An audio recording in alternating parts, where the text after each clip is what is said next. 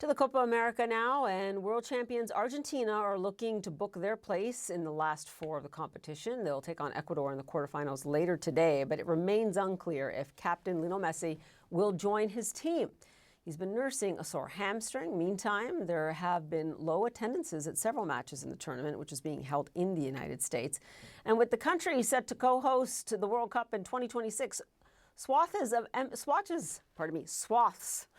empty seats may be concerning to organizers. Paul Tenorio is a senior writer at The Athletic. He's in Houston for the match and joins me now.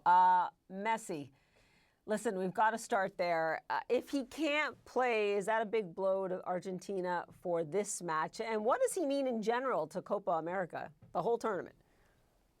Yeah, certainly anytime Messi is not on the field, it impacts the way Argentina plays. They showed at the group finale that they are capable, of course, of winning without him. I do think Messi will play. I do think Messi will start.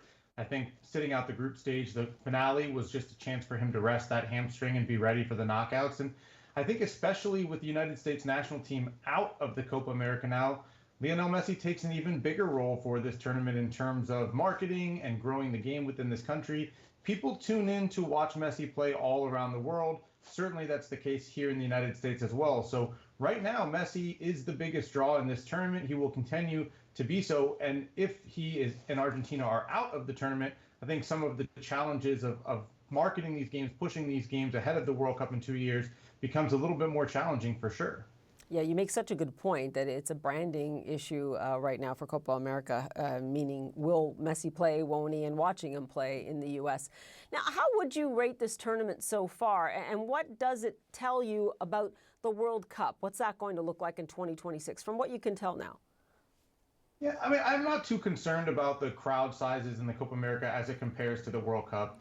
For one, there will be a completely different marketing arm around that tournament in 2 years' time. FIFA will run the marketing. It is the biggest tournament in the world. Millions of people will apply for tickets from all around the world to come to the United States to watch the games be played here. And so I think we're going to see absolutely filled stadiums around the country for the World Cup.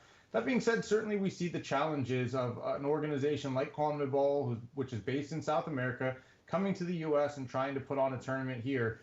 To some degree, with some stars and some teams, you don't have to do much in the form of advertising to bring those fans into the stadium. As I mentioned before, I think anytime Argentina plays, you're going to have a sold-out crowd.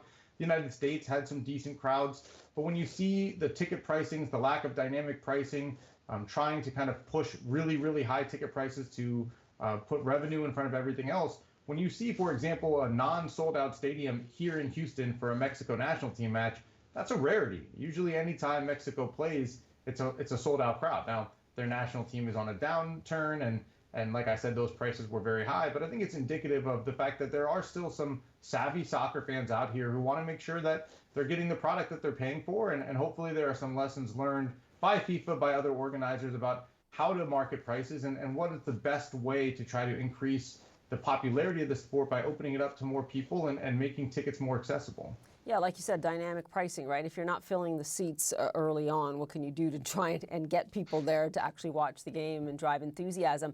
So in terms of those stadiums, which are amazing for things like football, do you have any concerns here? There's talk about the grass on the pitch.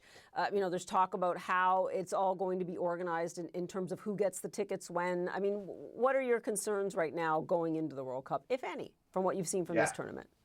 I think the biggest lesson learned is CONMEBOL decided to have a standardized field size across all of the stadiums here in the United States. And because some of the games are being played in football stadiums that are made for American football and have more narrow fields, they are playing with the absolute minimum size needed for international soccer, which means that the game can't be as expansive as we've seen, for example, in the Euros. I don't think that will be the case come the World Cup. There are some of these stadiums who are retrofitting their stadiums to be able to play those wider fields. There's a minimum size required for the World Cup.